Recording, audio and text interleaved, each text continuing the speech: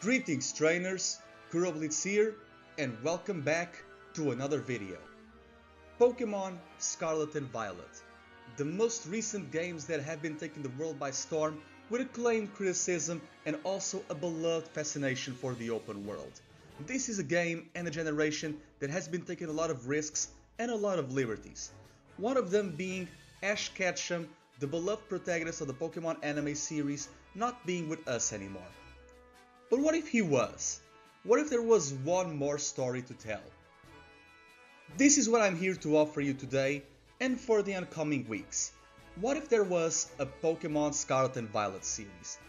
Just to remind people that this is a non-profit fan-based project and Pokémon belongs to Game Freak, Nintendo, the Pokémon Company International, etc, etc. If you want to support all of this series in the future, make sure to leave a like, comment, share the video, and don't forget to hit the subscribe button. So there you have it, folks. This is going to be Pokémon the series Scarlet and Violet. Today's episode is going to be a double-length feature. So without further ado, let's get it started.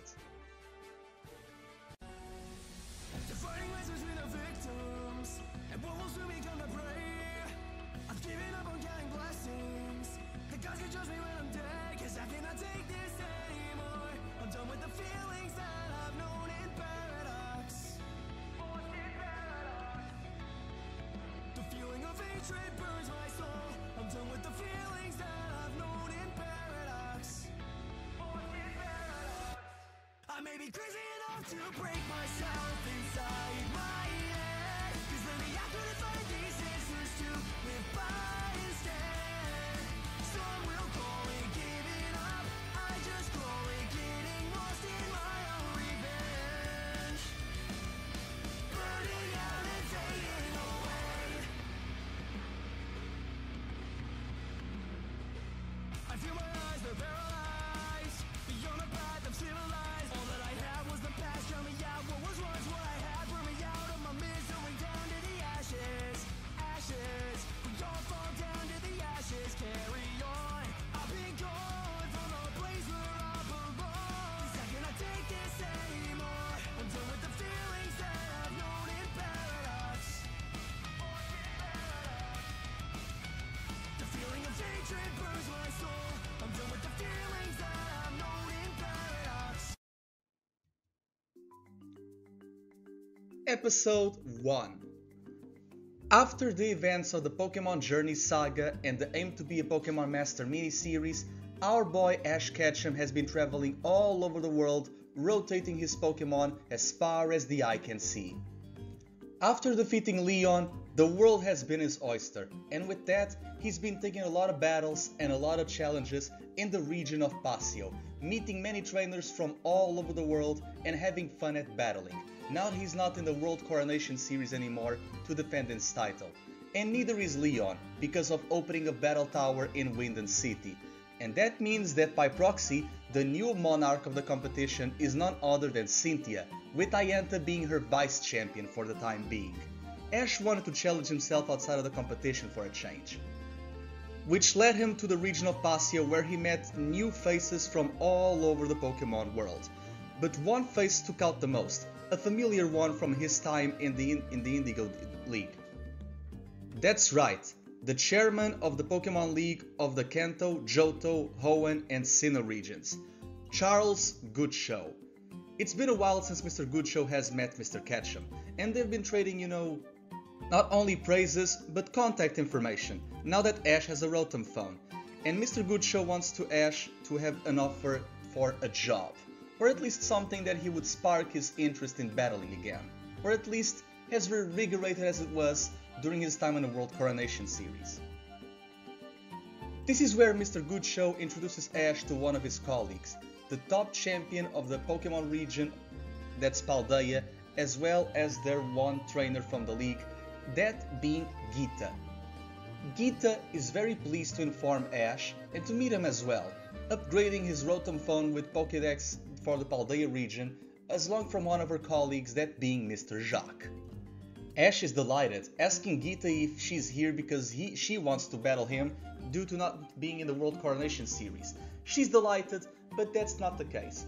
Geeta wants for Ash to come to Paldea in order to have an exhibition match with the most top-ranked champion of the region that she claimed, which Ash is happy for and he humbly accepts. However, he would have liked to have a battle with Paldea Pokemon to have a taste of what's to come. And that is where Mr. Good Show comes into place. He offers Ash the battle that he so wants, and Ash is absolutely amazed to have a chance to finally battle Mr. Good Show. And now, the Monarch and the Chairman are going to duke it out in a double battle, with Ash sending out Pikachu and Pidgeot, and Mr. Good Show sending out Sinistcha and King Gambit. Ash is amazed by the fact that these Pokemon are a lookalike of Poltergeist, as well as an evolution to the powerful Bisharp. They trade blows, and Ash wants to reveal his trump card, Mega Evolving Pidgeot to tail the winds and to have the world by storm. However, Mr. Good Show is amazed and surprised, but he also has a card up his sleeve. He pulls out a Terra Orb and terrestrializes King Gambit into a flying type. Ash doesn't have any idea what this is, and Mr. Good Show explains Ash how terrestrialization works, which makes him amazed and another reason for him to visit the region of Paldea. The battle ends, and Mr. Good Show has to do his affairs in the Kanto region, and he has to talk with Lance. Lance told him to tell Ash that he wants to have a battle with him soon come. Ash offers the battle because he never had a chance to properly battle Lance. Out of all the participants in the Masters 8, he was the first one he met and the only one that he haven't officially battled. So he humbly accepts, telling Mr. Good Show farewell and going on a boat to the Paldea region alongside Miss Geeta. And that, Ash leaves the Pasio region, where his journey is now going to begin. Episode 2. While on the boat to the Paldea region, Ash meets a girl by the name of Penny, with her partner Jolteon, which easily befriends his Pikachu. Penny asks of Ash if he's the actual world champion, to which he says yes, and she's amazed by that, telling him that her father was once one of the champions of the Galar region, and that makes Ash absolutely amazed and starts filling Penny with a lot of questions that she doesn't really want to answer for the time being, which he respects. He tells her what is he going to Paldea for, to which he tells that she's going to return to school after a long-term sabbatical due to personal reasons, and Ash asks, a school? Like the one from Alola in Melee Melee? Well, yes, but not quite. It's a bigger and much larger school with a lot of projects, one of them being the treasure hunt. The treasure hunt? Team Rocket hears from the background.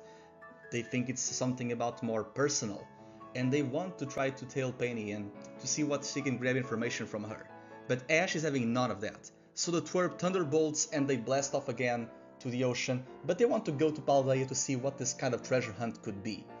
And Penny informs Ash of what exactly entails, and he's excited, telling her that he might want to go on one of his own to try to seek out the meaning of what it truly is to be a Pokemon Master in order to befriend every species in the world. Penny sighs, saying that it's a daunting and a foolish task, but Ash was always one to accept a challenge, which reminds her of her father in a way, always so stubborn-headed.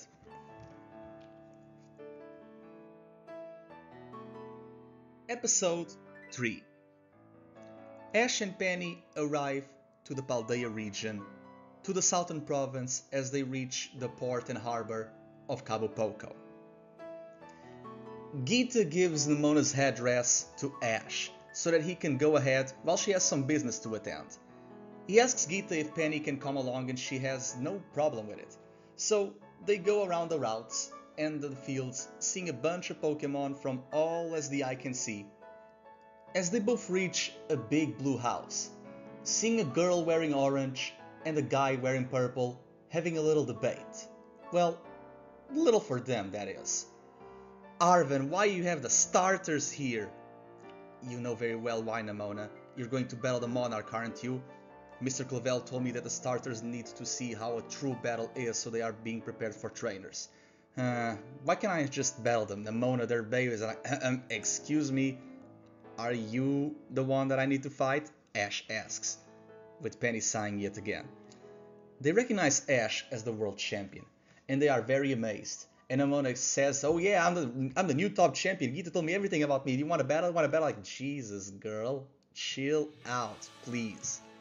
Everyone needs to come to the beach to see the match first and foremost. Ash is delighted to meet all of these people, introducing himself from Palatown, as always, with his partner Pikachu, and he meets the starters, that being Sprigatito, Quaxly, and Fuecoco. Oh, so these are the ones that you are given in the region. Very interesting choices, may I say. Both Nemona and Arven recognize Penny, but they don't say much, as she was just a passerby and a wallflower while in the academy, telling her if she already decided which dorm she wants to attend. To which Penny reclaims that she's going to stay in the Mazana dorm for the time being, and I'm like, Mazana? Dorms? Ash questions. What do you mean by that? To which Penny says that the school has 3 dorms. The Mazana dorm is for people who don't have a uniform and they still want to decide if they want to go to the Scarlet dorm or the Violet dorm. He is amazed by the fact that there are dorms, to which Ash says, "Oh, I thought it was one for guys, one for girls, and one co-ed." "None of that, Ash," says Arven. The Manzana dorm, or the Hamber Hall as we say, it's for people who are still deciding on which career to take as a Pokemon trainer. We in the Violet dorm are practitioners, people who want to be rangers, breeders, and connoisseurs, and anything that has nothing to do with mainly battling, they come here to test their skills. While in the Scarlet dorm, where Nemona is, it's primarily battling. It's for challengers, people who want to take on gyms, they want to face battle facilities. And Nemona says, "Not just that, we want to bring contests here too. I mean, have you seen how terrestrialization works?" They are talking and they're very amazed, and they easily befriend each other on Nemona's house, waiting for the next day so that all the students of the Mesagosa Academy can finally see how 2 champions duke it out. And that leads to the following one. Episode 4. This is where the battle begins. All of the students are in the beach beside Nemona's house, as they want to see Ash against her, the world monarch against the top-ranked champion. They use all the Pokemon they have on their disposal, with the final ones being Lucario and Tauros, Blaze Breed. They have a great fight of fighting-type Pokemon, with Aura Sphere and Flame Chargers all out of the wazoo. However, something happens. The moment Ash is to Mega Evolve Lucario and Nemona is to Terastallize her Tauros into a Fire type, they hear a rumble in the nearby vicinity. They see a bunch of Houndoom and Houndour leave in a pack from the Inlet Grotto, a little cave nearby the seashore side of the beach. Gita informs that it's dangerous to go alone, but Ash says, "No worry, I got this. If there are Pokemon in trouble, I need to help them out." Always the gentleman and the will-spirited hero. So he goes to the Inland Grotto and he sees something. Not exactly sure what, just the shadow of a very strong Pokemon, and he proceeds to battle it in order to see what's going on inside the cave. Episode 5. Ash sees a blue Pokemon. It's hurt, but it's very tamed. Very docile even. It even has a Pokeball besides him, a Master Ball, something that Ash has never seen before. Gita, Nemona, Penny, and Arven are by the side and they are fascinated for what they see, especially Arven. "Miraidon, is that you?" To which Ash remarks, "Miraidon? What is that?" To which Arven says, according to a book that I read once, "It's the Iron Serpent, one of the legendary Pokemon from the future." "From the future?" Ash remarks. He has no idea of what this Pokemon could be, of what it is, but it's hurt and it needs help. Ash has nothing to offer him except for onigiri that he wanted to have for lunch. He gives the Pokemon the rice ball and his spirits are a little bit revitalized. But this Pokemon wasn't the one that caused all of the harm and all of the pack to, leave. It was a giant, monstrous Pokemon. It looked like a Tyranitar, but more metallic, more robotic, and glowing in a powerful yellow shade. Ash never saw this power before, but he has an idea that all of this light can be remarked to the Terastal energy. He sees a big light bulb on the head of this Tyranitar looking figure, to which Geeta replies, "That's a terrestrialized Pokemon, but it's not a Tyranitar." No idea of what it might be. Ash, if you catch it, maybe the Pokédex can recognize it. Ash decides to battle it with Pikachu, the only Pokemon that he will still have after the battle with Nemona. Pikachu is giving its all. It seems like Iron Tail is landing super effective hits. Even though this being is not a Tyranitar, it's a rock type like it, and it's taking massive damage. However, Pikachu is being exhausted by this creature, but light starts to gleam from the underground, imbuing Pikachu with every energy to its being, and he starts to glow in a teal way. Pikachu is now terrestrialized, even without the need for an orb. However, the crown jewel that's on the top of his head, it seems to glow in every color of every type, to which Geeta remarks, "No way, the stellar type." So the rumors are true. Geeta has no time to explain to Ash how the type works, so he follows his instinct, battling the giant metallic creature. Now it's time for Ash to capture this Pokemon. He only has one Pokeball with him. Back then, he always wanted to catch a Dunsparce, but he was always short on stock. But now, he decided to be smart. He knew that Dunsparce in this region had an evolution, so he wanted to catch one as fast as he could. So he brought the Apricorn Pokeball that he got from Kurt during his Johto days, the Fastball. A Pokeball that back then was programmed to make a Pokemon not flee, but now it's hope with Pokemon that are of very high speed. This creature may be slow, but Ash had a plan. He tossed the Pokeball at Pikachu, with Pikachu smacking with an Iron Tail. The Pokeball programmed the speed of Pikachu and remarked on the Tyranitar looking creature, catching it, now putting everything into a good way. The Pokédex scans this monster as Iron Thorns, the Paradox Pokemon.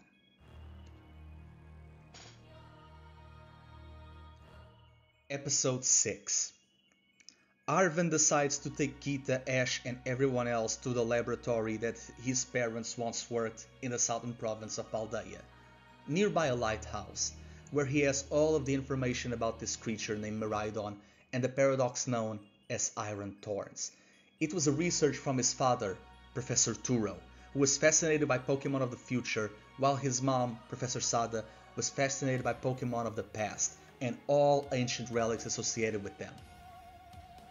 Geeta informs Arven that she already knew of this, but she wanted to hide it from the people until the situation was controlled, but it seems too dire to try to hide anything. Paradox Pokemon are leaving Area Zero to a drastic degree. They are going to the tunnels and appearing in raid dens, terrestrialized by the power of what lies beneath. She and her Glamora have been taking control of the situation for a long time, but now it seems like even her as a champion cannot do everything on her own. She needs a task force to raid these Paradox Pokemon. But for these battles, a group of 4 people is needed, to which she asks the help of Ash, Nemona, Arven and Penny to deal with the situation, to become her own personal Paradox Busters, to catch Pokemon from all over the region, to Sentinel, to patrol it on her behalf. Ash says that whatever Pokemon needs help, he will do it. He has experience with it by catching Ultra Beasts for the Aether Foundation, and he is gladly to accept, to which Geeta says remarkable, and she asks Ash if he can have his Miraidon and also Iron Thorns. Ash can give her Iron Thorns all willingly, but Miraidon is very agitated. They cannot really pinpoint as to how or why, to which Geeta says, "Very good then, you can keep Miraidon if that's the case. You will probably find the other one. Arven, I'm pretty sure that you know."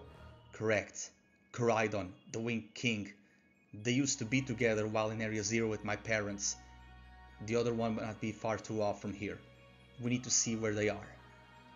"Very good then," Geeta remarks. "If that's the case, I see that you found your treasure hunt project. To which Ash says, yes, I'm gonna heal Miraidon back to full health. Arven says, well, if that's the case, I'm going with you. There are some herbs called Herba Mystica that I need to find for a very special good friend of mine. They're all healed for all wounds, so I need to see where they are. Penny says, if that's the case, I'm going too. There are some issues and people that I need to meet around Paldea. I will need all the help that I can get. If I'm traveling with 2 champions, well, I don't like to use people in this way, but it's the best of the worst situation. They're a little bit confused, but they just let it slide. And with this, the starters associate with the trainers, with Fuecoco going to Arven and Sprigatito going to Penny. Quaxley is very associated with Nemona for the time being, to which Nemona says, wait, Miss Kita, if I help you out here with this, can I have the chance of taking your spot? There are several champion rank trainers in the region, but only one top, and that's you. I want to succeed you the best way I can.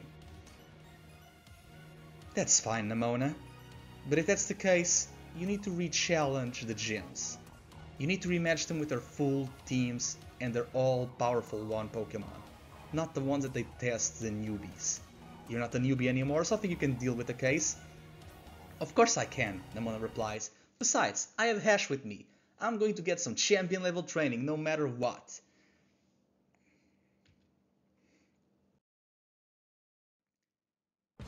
And with that, episode 7 begins as the hero rumble in the city of Los Platos nearby north. They go there and they see Team Rocket causing havoc and capturing the aforementioned Koraidon, the Winged King, the leader of the past Paradox Pokemon. Nemona is pissed at Team Rocket, and even Penny says, you guys cannot really stop being so annoying, can't you? And they say their motto, to which it enchants a nearby Flittle. Flittle is very enamored with Jessie, and decides to join her team, and now with Jessie having 2 psychic Pokemon. They try to control Miraidon's fighting spirit by trying to play mind tricks with him, but Nemona is having none of that. She sends out her Pawmot and gives her a massive beating, which inspires Quaxley, because his evolution is also part fighting type, just like how Pawmi was into Pawmot. Now, all of this fighting energy is revitalizing Koraidon to a massive degree, to which Ash says, wait, I think I have an idea of how to heal them back to full health. To which Nemona says, well, I'm all ears. She grabs the Master Ball that Koraidon had beneath him. It has the ID of Sada, while Ash has the ID of Turo. They ask Arven about information of his parents, but he cannot really recall much. He wasn't really raised by them for the time being. To which Penny says, well, my parents are a little bit of pushovers, so I don't envy you in the slightest. But Ash says, hey, you should always value your family. After being given a task by Geeta and now dealing with Team Rocket and having their starters assigned and the Paradox Kings now being under control, Ash decides that there is a good idea for him to do this. Miraidon seemed revitalized after meeting Pikachu and having that battle with Iron Torrents, while it seems like Koraidon is getting very good acquainted with the fighting Pokemon that Nemona has in both Tauros and Pawmot. So his plan is simple. They need to capture both fighting and electric type Pokemon respectively to see if they can build upon the power from within, to see if they can grab all of their potential from another time. Nemona says it would be a weird thing to just train one type of Pokemon, but she was always up to the challenge. To which Ash says, I never trained just electric types, trust me, Pikachu is my only one, but for the sake of Miraidon, I'll do it. I used my fastball when I really didn't want to, but what other choice do I have? Besides, traveling to Paldea wouldn't be that much of a bad thing, especially with you guys. Nemona, you've traveled the region, so don't you mind being our tour chaperone? Of course! I mean, someone has to bail you out from all of dangers. Please, Penny and Arven say. And with that, episode 1 is now on conclude, and this will be the half of the video, so continue to stay tuned.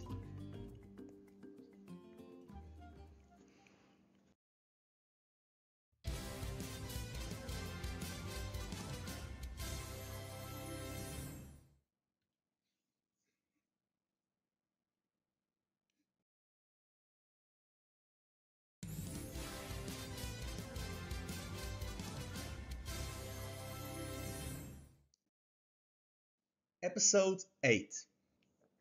While Ash is still training his Pokémon, there is a wild Wattrel that gets extremely fascinated by his Pidgeot, wanting to fly and learn new moves as well, and this interests Ash. Well, I never saw an electric bird before, not this early in my journeys at least. Ash asks Wattrel if he wants to join him, which Wattrel happily accepts. It means that they can be nearby Pidgeot more often, and Ash catches this Pokémon, but not before it has a Squirrel against a Toadscool, a lookalike of Tentacool from the Kanto region. This Pokémon is being very infatuated with James, trying to strangle him like all of the other grass types once did. This Toadscool is battling Wattrel and getting a massive beating from the flying type to the grass, but having an immunity to the electric because of the ground characteristics. It seems like this Toadscool was escaping a group of Capsakid after stepping on them after running like a maniac. A normal thing to do, and Toadscool defeats all Capsakids except for one with the help of James. James and Ash ally forces to defeat this powerful Capsakid, with James capturing them and subduing to his will. Toadscool is happy and decides to join James too, which Ash is happy for the guy. For a change, which Wattrel and Pikachu are both surprised, but they kinda understand the situation. This is just a side note. I know that Capsakid and Toadscool are Pokemon that Arven has in the games, but his team is going to be completely different here, so there's that. I feel like giving these two to James would be cool, to the point where, you know, he has 2 grass types and Jessie has 2 psychic types in Flittle and Wobbuffet. Continuing on to episode 9. This is where things are going to get very interesting, because they finally reach Masagosa City. Upon arriving to the Masagosa Academy, Ash and the others meet the principal of the academy and the headmaster of the Violet Dorm, Mr. Clavel, and the vice principal of the school and the headmistress of the Scarlet Dorm, Miss Time, the math teacher, the former gym leader of Mount Nevera, and one of the people that Nemona had to battle. It's kinda ironic how the person that Nemona defeated is now the one that gives her grades. It's funny. But the school is now on peril, has a giant bombardier terrestrialized into the rock type. It's throwing boulders from Area 0, the Grand Crater of Paldea, onto the academic building. This is no joke. They have no idea why this Pokemon is so big and why on a big frenzy, to which Arven says, that's the Open Sky Titan, the one that guards the bitter Herba Mystica. But if they are here, it means that they are not on their place. They used to be on Mount Spiga by the west of the region. Why are they here? They have no time to ask questions. Clavel sends out his Rapska in order to control the falling debris, as well as his Goldangle, which he terrestrialized into a water type in order to defeat the powerful rocks that Bombardier is throwing. This is the perfect opportunity for Arven to try to catch this monstrous being of a Titan. He tosses a Pokeball and he succeeds, much to Clavel's help. Clavel asks Arven if he wants to keep the Titan Pokemon or if he wants for him to have it for safekeeping, to which Arven says, well, if I could tame this Titan, we could travel to the region a lot faster. I would trust you, Director, but I feel like this is a challenge that I need for myself. I need to find the Titan Pokemon. They've been disappearing, and the Herba Mystica are nowhere to be seen. To which Miss Time says that's correct, and she sends out her Pokemon, Cloth. This Cloth used to be the Titan of the Stony Cliff to the east of the Academy, but they returned to the regular size. It seems like Bombardier was the only Titan left in the region. The other ones are either missing or they scaled down. We have no idea as to why, but they are not on their territory anymore, and the Herba Mystica are nowhere in sight of the region. This is a massive problem to everything that Paldea stands for. It's our spices, our traits, our culture that's in stake. To which Arven says, I need to find them. I have a reason to. He sends out one of his Pokemon, a very sick Dashbun. Dashbun is sick. He got like this while traveling to the Area Zero once when I was visiting my parents. No idea of what happened, but they need to get help. Fighting these herbs is the only way to cure him. If I have to fight Titans or any other legendary-like feature that comes in the way, so be it. It's a very rocky situation to say the least, to which Clavel says to Nemona, Penny and Ash to not worry that much, and to focus on the treasure hunt that they will have in the soon time come. He wants to ease the storm by trying to have a tournament, an Ace Academy tournament, where all people from the staff of the school would have a chance to participate and enroll, that being teachers, leaders, students, visitors, all types of trainers, which Ash is excited, and Clavel says if that's the case, it will start in 1 week, so you guys better be prepared. It's going to be a tag team tournament of 64 trainers, so it's going to be a top 32 bracket. I hope you guys are ready. And so, after 1 week of training, the battle is going to begin. Let's start our first ever Ace Academy tournament.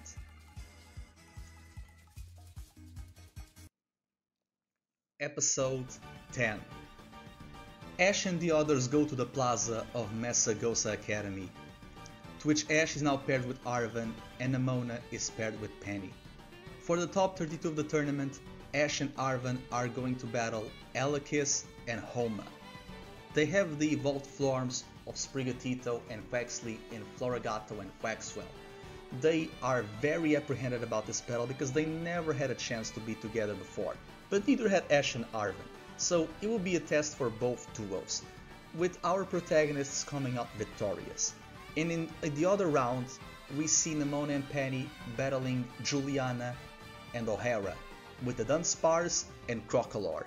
Ash is very envious that he never had a chance to actually battle the Dunsparce, but he sees how this creature is, and after that, the duo also wins, much to the fact that Nemona kinda blitzed through a wall with the other two girls.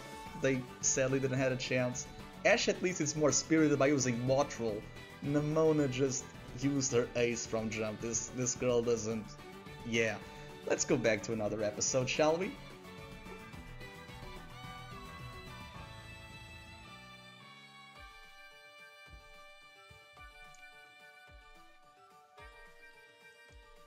Now, with episode 11, after battling students, Ash and the others are now going to battle teachers, with Ash and Arven facing Saguaro and Salvatore, while Nemona and Penny are going to face Ryford and Miriam. They learn from the teachers and all of their specialties. Arven was a massive fan of Mr. Saguaro and all of his cooking skills. Mr. Salvatore knows of Ash because of the Alola League, because that's where he's come from. And so does Rayford, as you can see from all of the ornaments that she wears. She tells Ash that it's amazing that he was blessed by the tattoos. There are a group of Pokemon in this region which are also a quartet, very powerful. If they could see them, he would like for the Paradox Busters to report to her. To which they say yes, due to the fact that also, you know, Geeta is the chairwoman, principal, superintendent of the academy. We also see Miriam, who's on her arc in terms of, you know, trying to actually become an actual instructor and not just, you know, the nurse of the school infirmary. But after meeting the teachers and battling all of their Paldea Pokemon that they have to offer, they would, win the top 16 of this tournament and they would go to the top 8, where things are going to get a little bit more intense.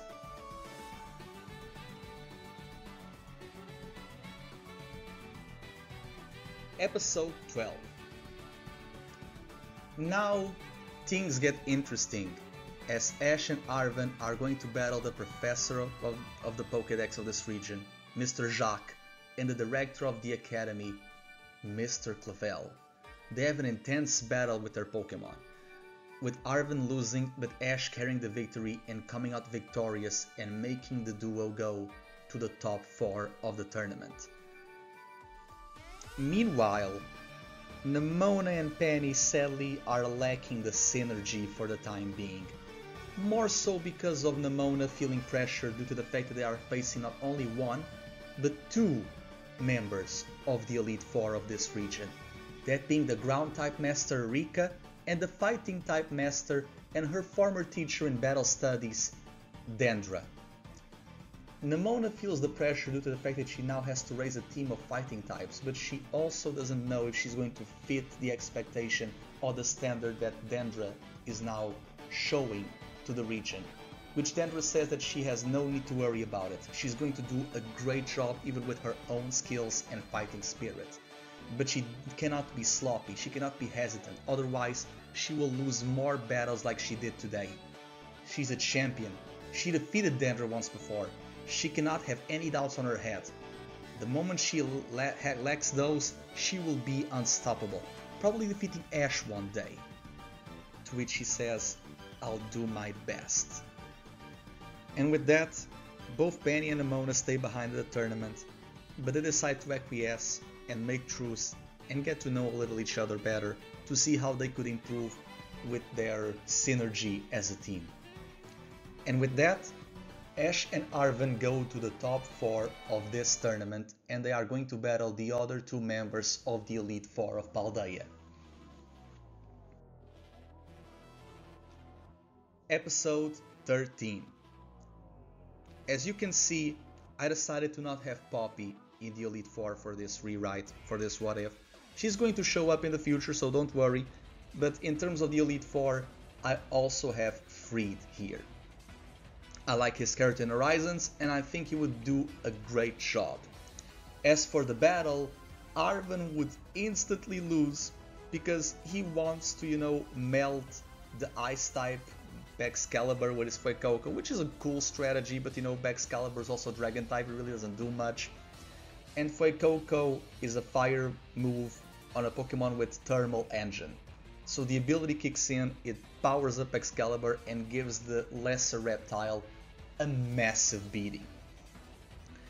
The battle continues with Pikachu and Freed's Unpheasant. Freed in this reality is a pilot and also a flying type expert, replacing Larry. Larry will only be a gym leader, but he's going to be a very powerful one like Volkner is for the Sinnoh region.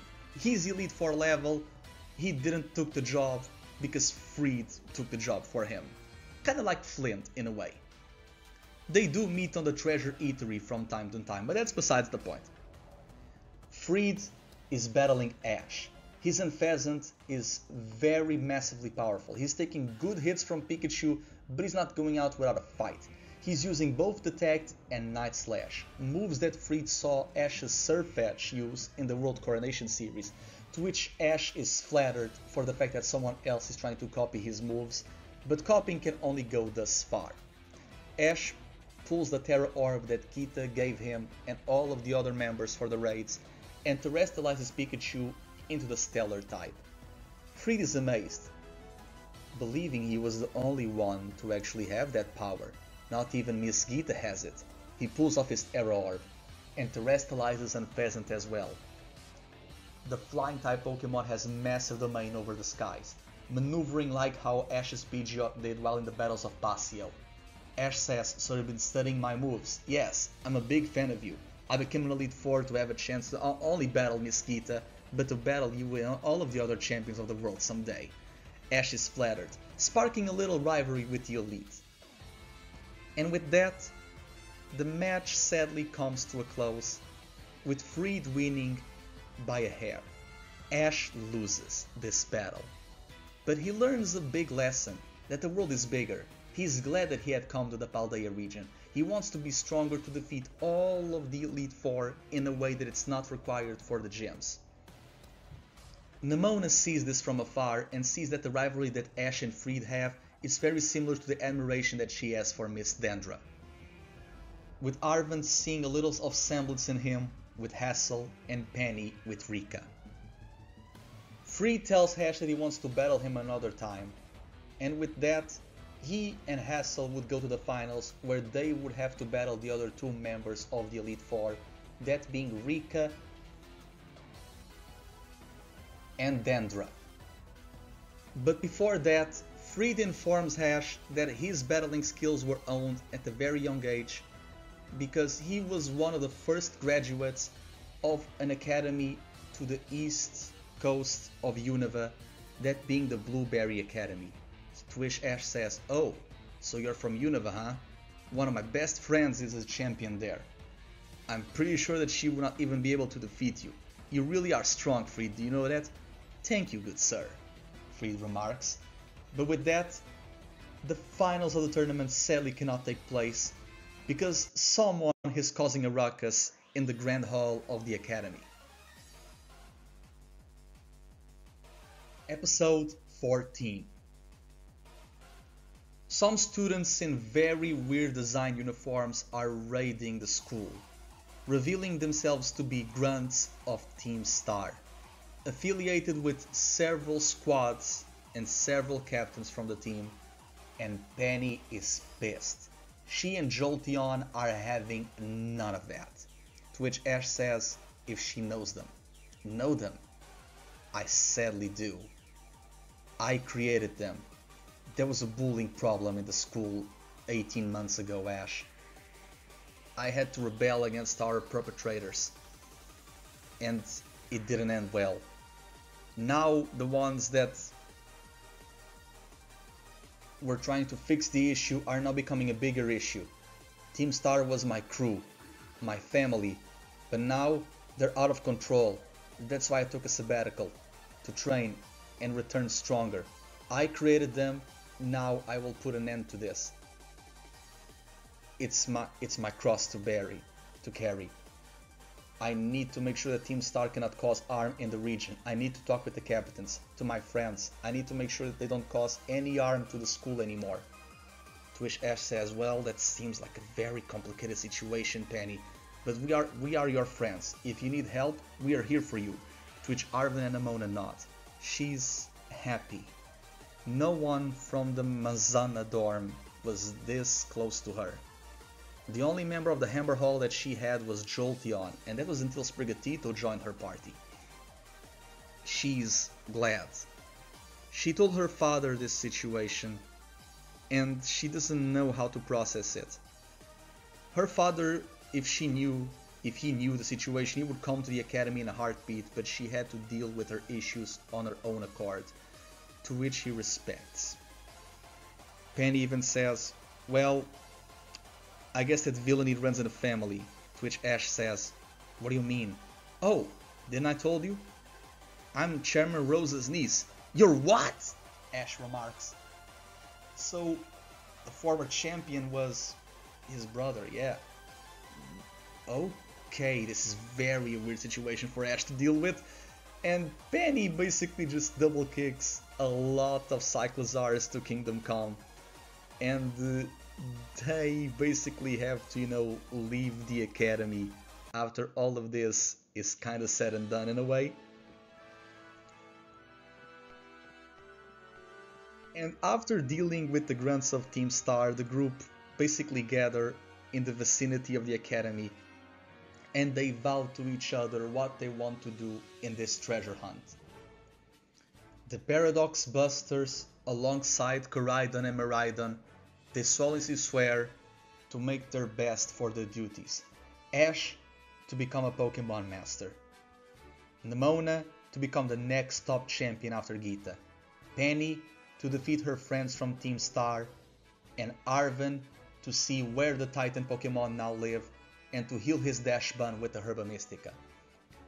The crew is set.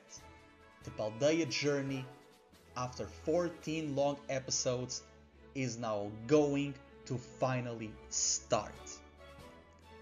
They are going to find their treasure. Trainers. This is a really good project that I want to have. It's going to take a while, but I massively thank your support. This could not be done without you. And with that, this is where the video is going to end for today. So I'll see you out.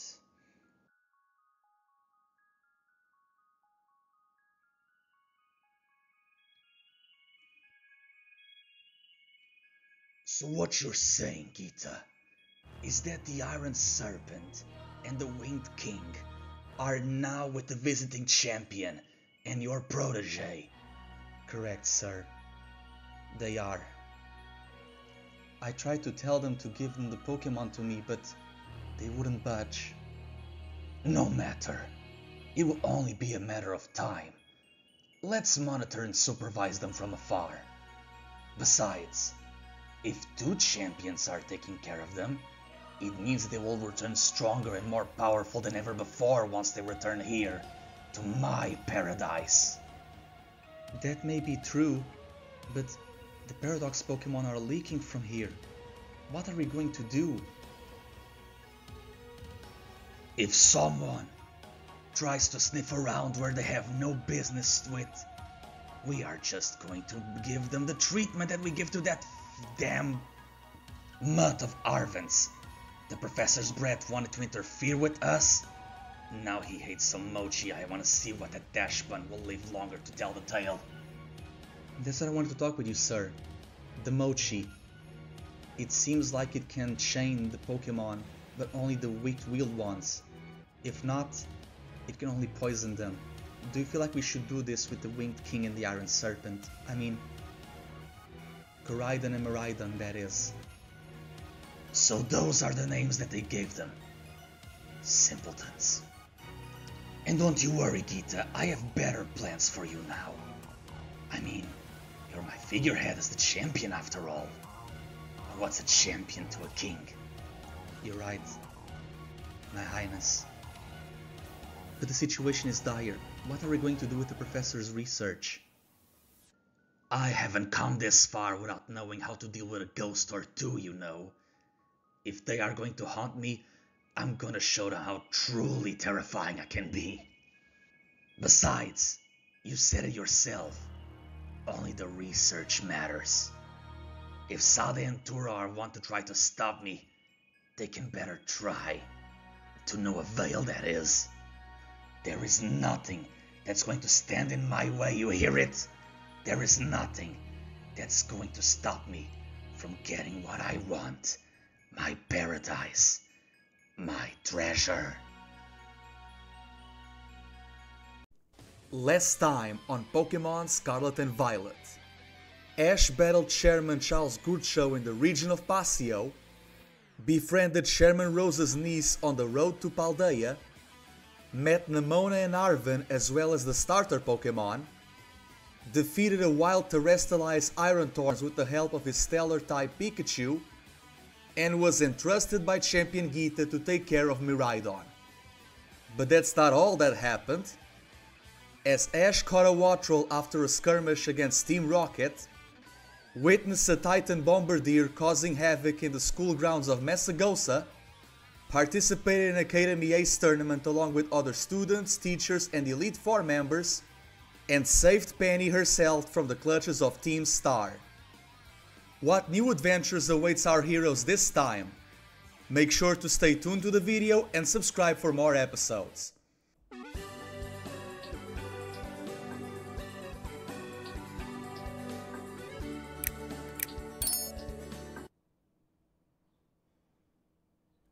Episode 15. After leaving the city of Messagosa, Ash, Nemona and the others decided to go to the west province of the Paldea region, on their way to the next gym, the closest gym in Cortondo City. On their way there, they witnessed the Great Olive Orchid. one of the 10 sites of Paldea, a wondrous place for humans and Pokemon to coexist. This is the time where Nemona explains to Ash how things really do work in Paldea. Pokemon centers are pit stops, not places for people to rest, because it's really incentivized that the students and everyone else on the treasure hunt either return to the academy or they camp in the wilderness. Ash is a bit distraught about this, but excited nonetheless, and he asks about what are all of these watchtowers, as Nemona says that it was part of the ancient kingdom of Paldea and many trainers also use them as rest stops, which Ash is intrigued by the architecture of the place, but he's more intrigued about the sight that he's witnessing right now. There is a Valley of Cyclizar, amazing creatures that Ash saw and battled with one of the Team Star grunts. Arven does hypothesize that Koraidon and Miraidon might be descendant and ancestors of this species, so they would be a middle point of some sorts, the present day Koraidon and Miraidon, which intrigues both Ash and Nemona, and Ash decides that in order for the two Dons to reach their maximum potential, they should not be trained by only one champion, but yes, for both of them, with different uniques and characteristics, proposing an idea. For today, Ash should train Koraidon and Nemona should train Miraidon, which is a bit reluctant, but she accepts nonetheless. After all, she needs to be on Gita's good side from now on. And after a harsh day of training, both Paradox Pokemon seem to enjoy themselves. Episode 16. While Ash is polishing the Master Ball of Miraidon, both these Pokemon, along with Hawttrol and Pikachu, are just having fun, sparkling some sparks of joy in the midst of all of that, which excites Ash. But what excites him more, it's a Pokemon that curls up to him, which is fascinated by the Master Ball. This is a Voltorb, but not just any Voltorb. It looks more like a seed, an apricot of some sort from the Johto region, to which his companions say that sometimes Pokemon from the times of old, they lead to the present day. But this is not a paradox, this seems to be a Hisuian Voltorb. Ash explains that Hisui was the region, that it was the name for Sinnoh, so he's intrigued why this Pokemon is here. Maybe he got lost, or maybe it belongs to a trainer. But Voltorb is very excited to be around Ash, almost wanting to join him. But before that happens, Team Rocket decides to pop in order to battle the twerps. But after Voltorb and Miraidon pair up, they are able to unlock one of Miraidon's abilities, the ability to ride. The speedsters go against Team Rocket and they defeat them easily. Ash is surprised by the skills of Voltorb, and he decides to catch this Pokemon, seeing that it's a grass type on the Pokédex, a very important tool and asset for his team. And with that, in the episode later, episode 17, we do see Nemona training Koraidon and also training Quaxly, because she needs a new team that is not just Pawmot and Tauros and all of the others. This fighting type style also makes Quaxly learn the move Double Kick, as he's a dancer, and Nemona is very excited about this. And speaking of dancing birds, she gets the attention of a wild Flamigo. Flamigo is very excited to be around Nemona and the others, and Ash, Arven and Penny are really happy to see this Pokemon being all boisterous and all flamboyant and stuff like that, which excites Nemona. Nemona always wants to make a challenge. She never had the opportunity of training a Flamigo. She does say that every time she wanted to try to catch one, they would fly away. And it does the same thing with this one, as they get off track of the map until Nemona does catch this Pokemon, and it seems like they are not in the West Province anymore. They are a little bit off to the city of Cortondo, but this thus leads to an important plot. Episode 18. After trying to chase Flamigo and succeedingly capturing such Pokemon, Ash and the others realize they are in one of the Team Star bases, the Second Squad, led by Giacomo, the Dark-type specialist and the former student council president of the Messagosa Academy before the time of Nemona. They are really intrigued by this. They didn't even know that Nemona was a school council president or even a valedictorian nonetheless. She does explain that, Giacomo was one of her classmates that decided to, join the Scarlet dorm before leaving the Amber dorm in the Manzana Hall. He went from yellow to orange, so it seems. Penny decides to have a heart-to-heart with Giacomo, telling him that he should stop all of this and all of the raids, and he should just join back to school, or at least go on a treasure hunt and go on his own journey, to which he retorts, explaining to Penny that being on Team Star and leading a group of misfits it's all the treasure that he really needs. Penny does say that he doesn't believe in this, and that the other ones would not believe too, and that's why she decided to join two champions and the son of the professors in order to stop what she started. Giacomo says that she can try, but it will be really to no avail. He does have his Mabostiff and his Low Kicks with him, two powerful dark type Pokemon, and he says that he will only listen to Penny and only will subdue himself to the others if she defeats him in a double battle. And she's trying her best with both her Jolteon and her new Sprigatito. It's a very intense fight, with a lot of tricks and a lot of status conditions, but it seems like Penny is being cut short. Penny does try to appeal to his sensitivity by calling him by the nickname of Momo, but the moment that Giacomo calls her by Penelope, she realizes that a nerve was struck. And that's where Ash and Nemona decide to pop in and give their advice as not only champions, but also trainers and friends, realizing that this situation could have been easily avoided.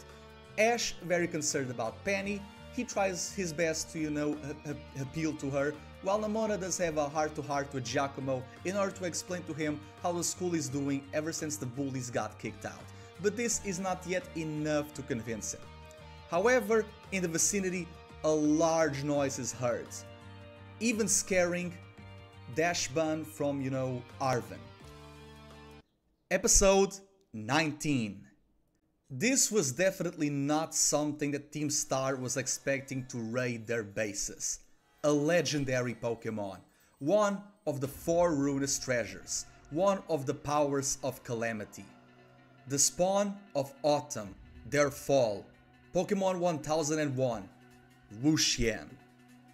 Arven is extremely irritated, with a Master Ball in hand. He explains to everyone that he tried to capture Wuxian while he was escaping the compost marsh nearby Los Platos as well as the city of Capupoko. This Wuxian is extremely powerful, and Arven does hypothesize that maybe these Pokemon were set free from their chambers and they are now the ones eating the Herba Mystica and making the Titans lose their territory. Arven, seeing how his Dashbun is very scared but also willing to fight, just like himself, he decides to give it his all by sending out Fuecoco and Bombardier against this Pokemon. As you can see, Giacomo Gonzalez, Arven says, you're not the only one who's an expert at dark types here. I'm going to defeat one with one of my own. Go, Bombardier, Fuecoco, give them support as well. The Violet Dorm student gives it his best. However, Wuxian also counterattacks. It seems like a very powerful creature for Arven to handle, and that's why he had a Master Ball at play, as a last resort. He doesn't want for the star base to be destroyed and for the former students to also be at harm's way, so he tosses the device, capturing the Pokemon and sealing him once again. After everything is said and done, he grabs his wrist and puts a cross transceiver, making a call, one of extreme urgency. Director Clavel, do you copy? Arven says. This is Arven Gomez Garcia. I request access to the director of Clavel Castello. Please, do you copy? He points out to the cross transceiver, as Director Clavel does respond the call. What is it, young Arven? What do you need? I got it. I got one of the ruinous treasures. It seems like our plan is working. I'm going to send him to you right now. Good, brilliance, that's amazing. Is anything else that you have to report? The Paradox Buster looks to the side, seeing Penny, Giacomo, and the Team Star grunts. Nothing at all. As a Paradox Buster, I just feel like one of the Pokemon of Legend should be attained. They need to be calmed, and we need to deal with the situation at our best option. I'm going to send to the laboratory right now. As the video call ends, Giacomo is surprised, and Penny is very amazed by the behavior of Arven, not outing her friends. Arven explains that that would not be the best way to do it, and that they should return to school on their own accords, not by a leash. Being controlled and being denied of their fate should not be something that others should be subjugated upon. He even says that apprehending Wuxian was a last-minute decision, and they are going to be returned to their world. not to Compost Marsh, but to the shrine nearby. They say that it should not be done, that this Pokemon should not be sealed, it should coexist with nature. Arven agrees, but it's not on his options anymore. He does explain to Ash and the others that he is going to tell Director Clavel so that the Pokemon is not unsealed again, but he has to live in nature and at least prosper, to be around humans and other Pokemon, in order to be seen as a calamity, because all creatures deserve a second chance in life. All creatures deserve peace and love. And with that, Penny does tell Giacomo that he should return to the Amber Dorm in the Mazana Hall of Masagosa Academy, and he decides that he's going to think about it for the moment. As do they leave the second squad, Arven does point out that he's very wondered to the fact that how they even got there to begin with. They do realize that they actually went a little bit to the northwest as expected. They were meant to continue to travel to Route 3, and the Flamigo really off-tracked both everybody. It seems like they were now in Route 6, around the place that it's called the Glint Pass. Arven does retract the map as well as his cross transceiver. Ash is surprised to see a Unova device here, and Arven does point out that the Masagosa Academy is the sister academy of a very recent one in the coast of the Unova region. Ash says that he might want to visit that one too, and they say that there's some exchange programs, so when they have a free time on the treasure hunt, they might as well. But before that, the Paradox Busters journey is now continuing, as they decide to make their own motto, just like how Team Rocket does. Something to revigorate their spirits and their bond. But before that, Ash does call out on the fact that, he's surprised that there are more people that have actually last names like his Ketchum one. Pointing to Penny, so, Penelope Lockhart, huh? So, Rose and Peony Lockhart. Who'd have thought? And you, he points to the professor's son, Gomez Garcia. Never thought of Sada Gomez and Turo Garcia to be names. Then again, who would have expected Ash, huh? Don't worry, I had some nicknames too. Back then people called me Satoshi in Pallet Town. While I was in Kalos, people called me Sasha. It was very weird at times, but whatever. What about you, Nemona? What's your last name? To which Nemona says, oh, I never told you, it's Serrano. It means Highlander. Oh, that's interesting. Anyways, guys, let's make the motto now. To correct my past and fix Team Star. Aim towards the rest where the Titans are. My worth to prove on this champion road. Our Terastal move, the future will code. To the crews, the herbs, and the leaders ahead. Raiding this path has legends forged instead. In treasure and in ruin will glee and fluster, because we are the Paradox Busters.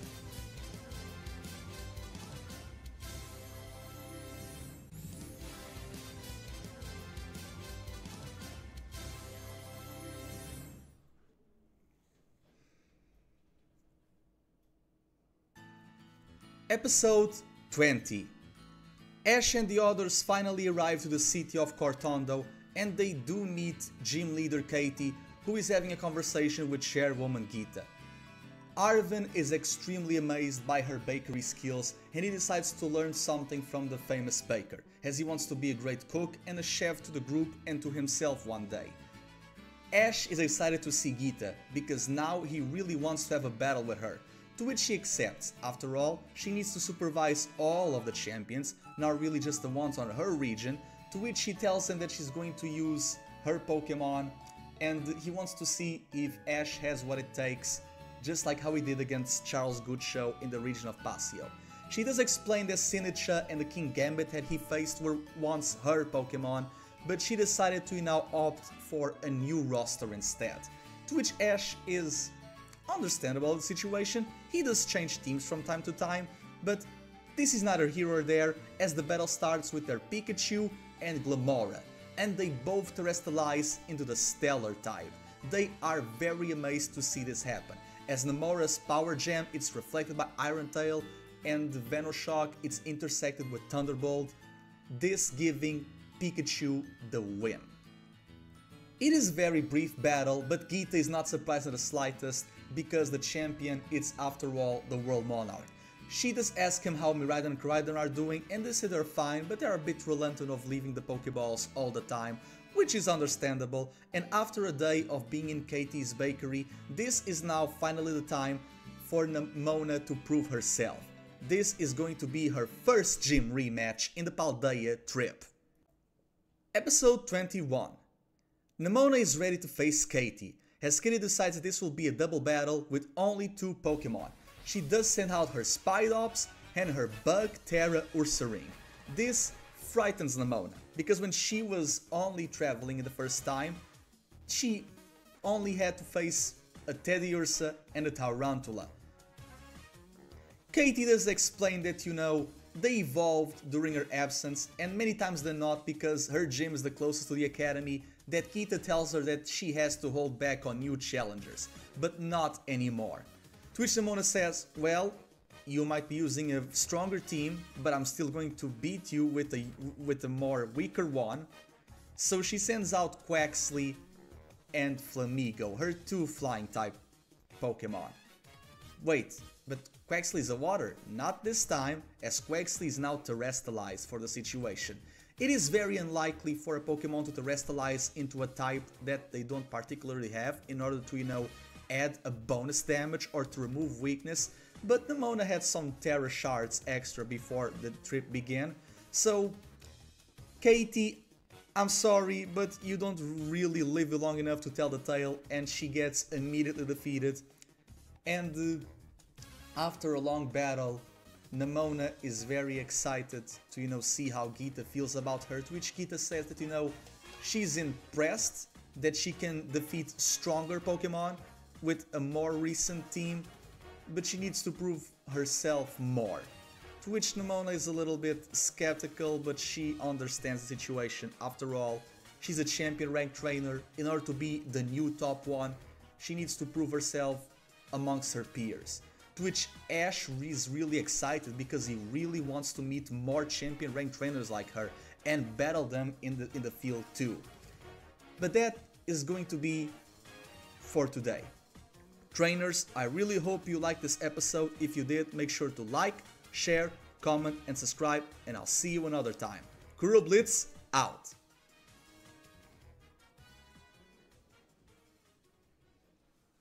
Last time on Pokémon Scarlet and Violet. Ash and Nemona decided to train Miraidon and Koraidon in the Cyclizar Valley by trading with each other for one day. Penny had confronted her friend Giacomo at the second squad base of Team Star. Arven apprehended the ruinous treasure Wuxian and sent them to Director Clavel. And Nemona defeated Katie in the gym badge with her new Quaxly and Flamigo. What new adventures awaits for Ashes and friends? Make sure to stay tuned and subscribe for more episodes.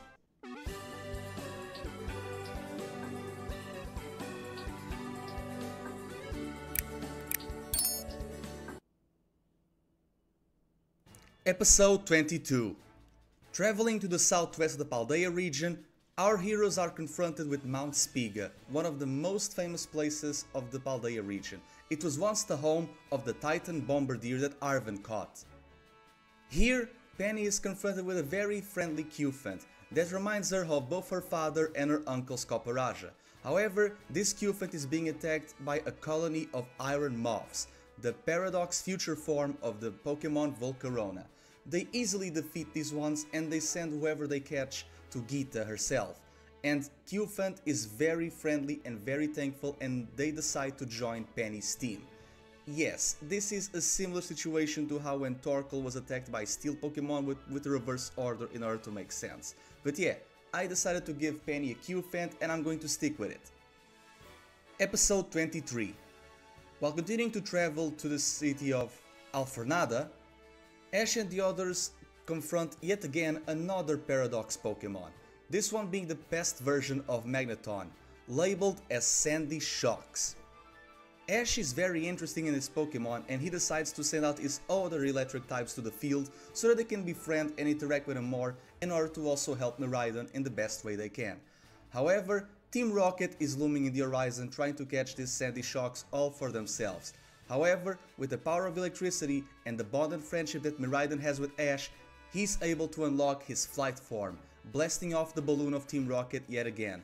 Sandy Shocks is very thankful and they decide to join Ash's team, giving Ash yet again another electric Pokemon.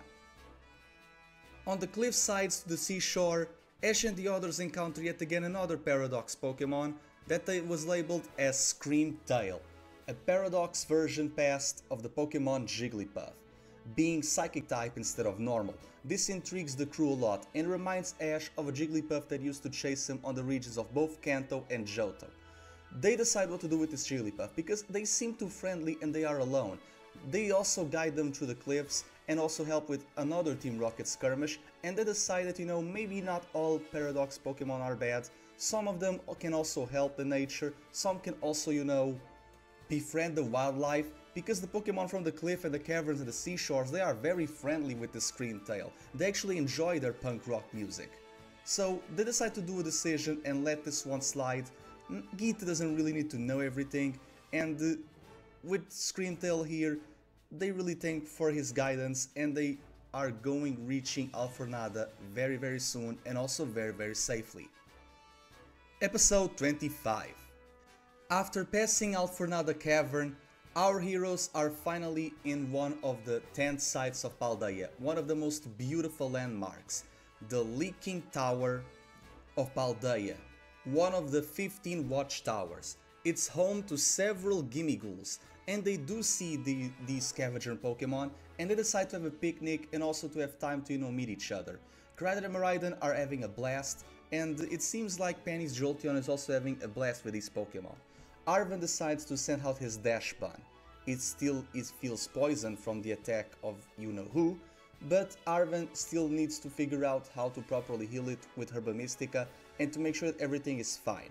Penny says that she's a shut-in, but she knows that, getting out there and grasping nature has helped her tremendously in order to not only get a better lifestyle, but also interacting with more people and Pokemon, and she suggests that for Arven to not leave Dashbun always in the Pokeball and to leave it outside for more time, and he does it.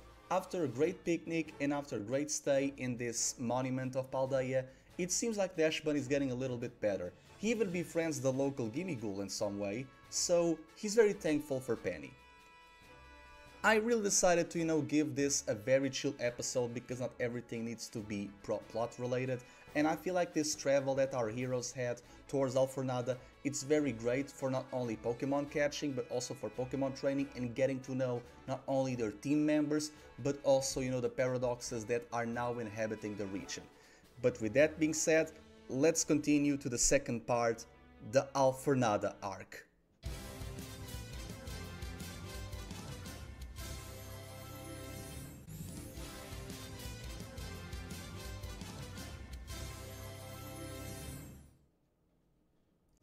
Episode 26. This episode is very important because Ash, while arriving to the city of Alfornada, he meets yet again another champion ranked trainer, one besides Nemona, one that even precedes her in fact. His name is Ametio. Ametio is very amazed to see the world monarch and the champion of the battlefields, Ash Ketchum himself, on the city of Paldea. He decides to battle him and to test his skills, to which Ash agrees, and he says that from champion to champion that he's not going to hold back and he's actually going to use his other Pokemon of the battle. As Ash sends out Mega Pidgeot, Ametio sends out his Corviknight. It's a very intense fight, while in Alfornada and all of the locals, including the gym leader, they are very amazed to see this battle go on. It seems like Geeta is also in the fray, as well as her Elite Four member, Dendra. Ametio says that instead of a 1v1, they should have a double battle instead. Their Pokemon are exhausted but not fainted, so they decide to change the format of the battle midway to the match. And with that, they send out Cerulege and Lucario. These two humanoid Pokemon go hand in hand like the two bird Pokemon also do. However, Even Ash as a champion and with good old friends, he stands no chance to this ranked trainer of the Paldea region, and both his Mega Pidgeot and his Aura Bond Lucario go down to Corviknight and Cerulege. This shooks the entirety of the population. However, Ash is unfazed. He realizes that this is what he wanted, to not be on the same slope that Leon had, to become a champion and to see himself as unbeatable. He really liked the idea that, more people can challenge him and give him a run for his money. He wants to befriend Ametio, but Ametio says that he's a fraud of a champion, that he should not have taken place. If he had no business to attend with the season prior, that he would have demolished Leon himself. But what's done, it's done, and Ametio is now one of the champion ranked trainers of Paldea. And Geeta is very amazed. However, Ash sees that there is something more there that he really cannot put his finger on, but he really wants to try to help Ametio. But he's also glad and very amazed that there are more champion level trainers out there and ones that can rival him. Ash considers Ametio a rival now, even if Ametio doesn't really recognize. He just recognized that he gave a pummeling to the World Monarch, no more, no less. Episode 27. This is a very training episode. It's like the calm before the storm, or even the calm after the storm that was Ametio. This is just a great way for, Nemona and her Blaze Breed Tauros to, bond with Dendra, the Elite Four, and her physical education teacher with her Aqua Breed Tauros. This is very important because Nemona, by helping Koraidon and training other fighting type Pokemon, she really needs the expertise of a type specialist, and being an Elite Four member like Dendra, that's the best way. They do an amazing match between her Tauros, which reminds Ash of his own, so there's that. And with all of those ESP training, Nemona is now finally ready yet again to rematch the Alfornada gym leader, the supermodel and the beauticianist Tulip. Episode 28. It seems like Nemona's friend group and Geeta are very amazed to see her battle. This is where Tulip says that the battle will also be a 2v2 in a doubles format. With that, she sends out her two Pokemon, a Farigiraf and a Psychic Terra Armarouge.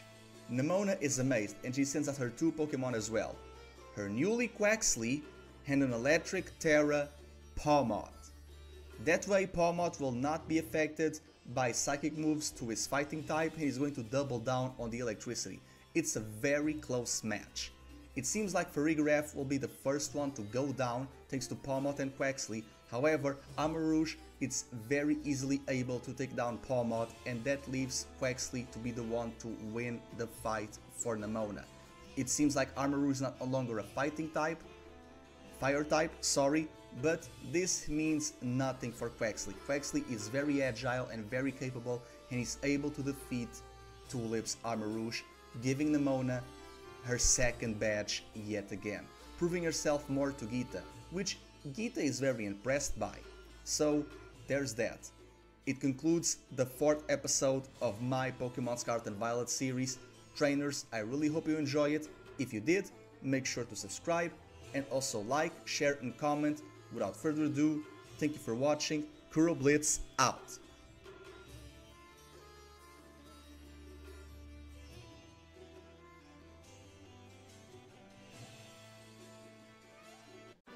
Last time on Pokémon Scarlet and Violet. Penny saved the wild Cufant from a horde of iron moths. Ash caught a wild sandy shocks that enabled his Miraidon to fly. Rivaled another champion ranked trainer by the name of Ametio who defeated two members of his Journeys team. And Nemona won her second gym badge from Gym Leader Tulip in the Alfornada gym. What new adventures awaits our heroes this time? Make sure to stay tuned and subscribe for more episodes.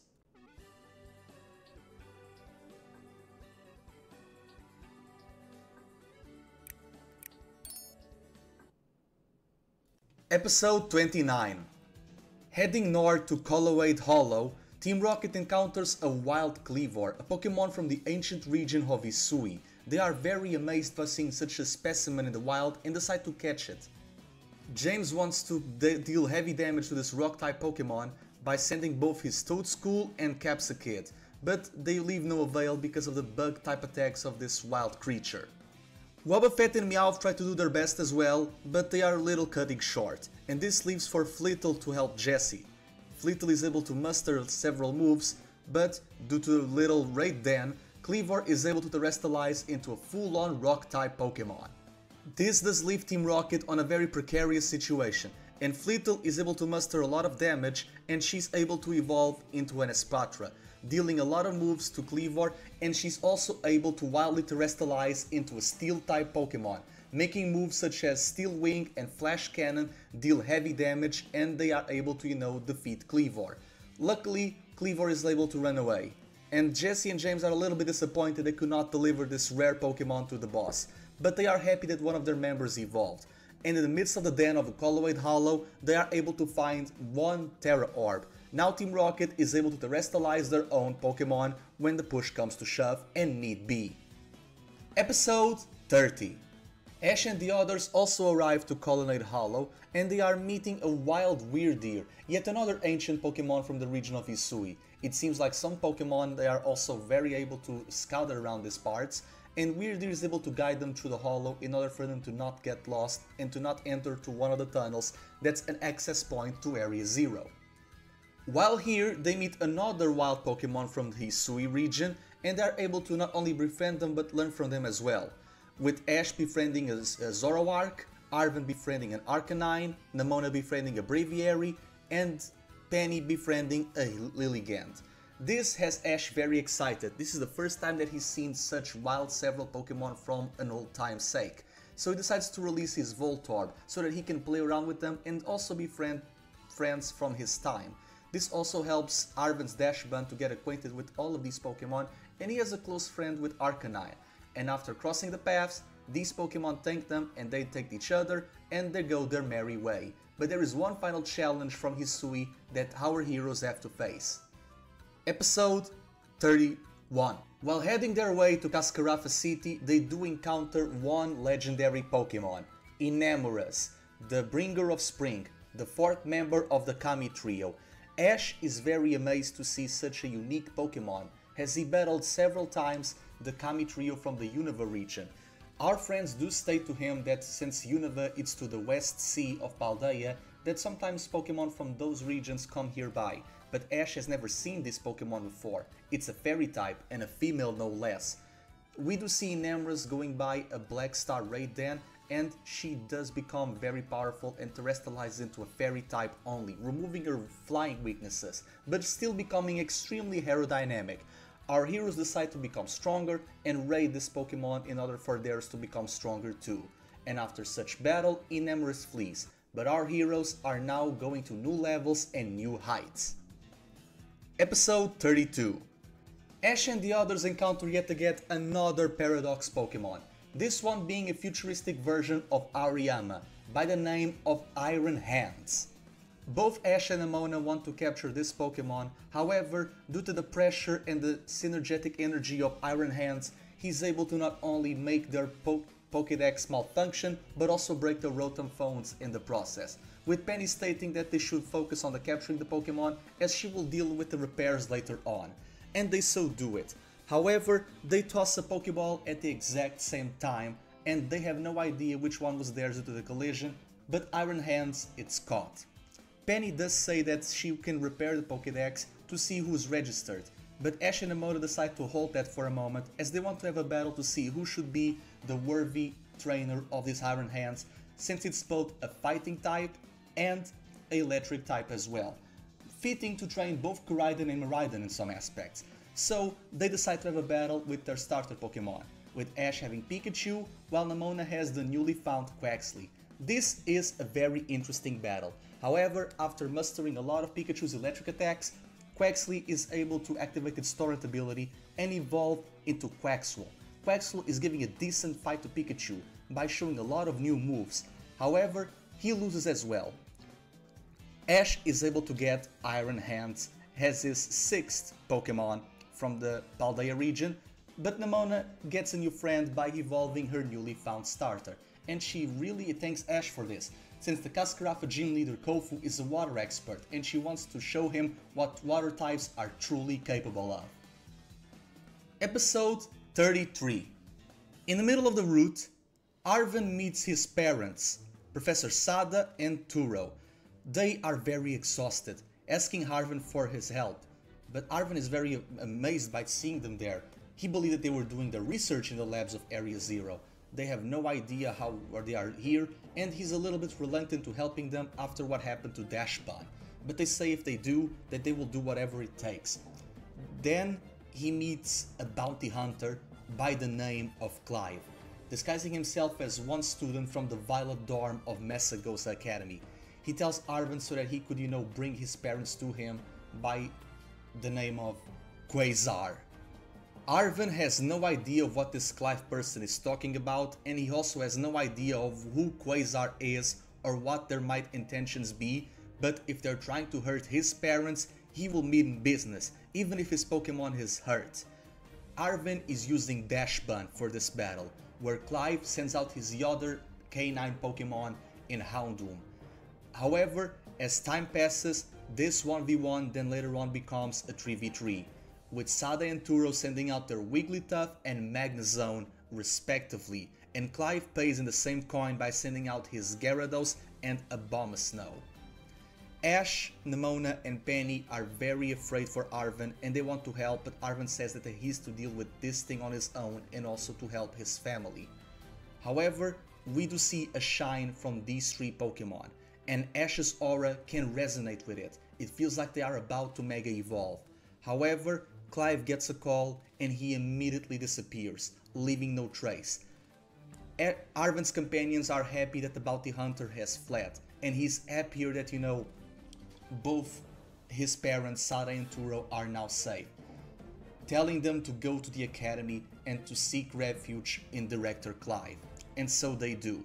And after this, Arven is very happy to have seen his parents for quite a while. He's happy that Dashbun is getting healthier, but someone is going after his family, and that cannot be. So it seems like your spy was able to get away, Kita. I believed that you had everything under control, and we would have the professors in our harm's way yet again. Don't worry about a thing, Master. Everything is under control. According to my calculations, the professors are heading exactly for where they need to be, and where we want to nonetheless. Now, if you do excuse me, I'm going to send my two underlings to do some field reports. It seems like another villainous team from another region is here, and I want to make sure they don't cause any harm's way. You mean the peasants who battled at Cleavor? I should have known. Well, at least it's not the pestilent students of Team Star this time around. Those mobiles are no matter. At the very least, we have at least now one treasure ahead of us. Kita, I'm counting on you. Don't you dare to disappoint me. You hear it?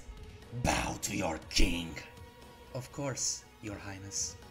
And just one more thing. If those star squads want to get in our way too, we are going to show them the power of Quasar. We are going to show them the power of our own squads if that's the case. Hopefully it won't. But it's no matter.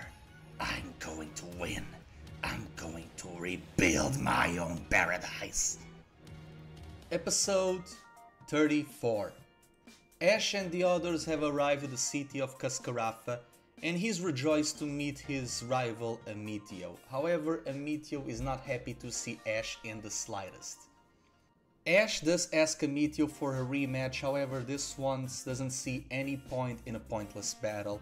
However, Nemona does tell Ametio that a champion should not refuse challenges from another champion. Even though Ash is not one from Paldea and he's the first one from Alola, so the loophole still applies.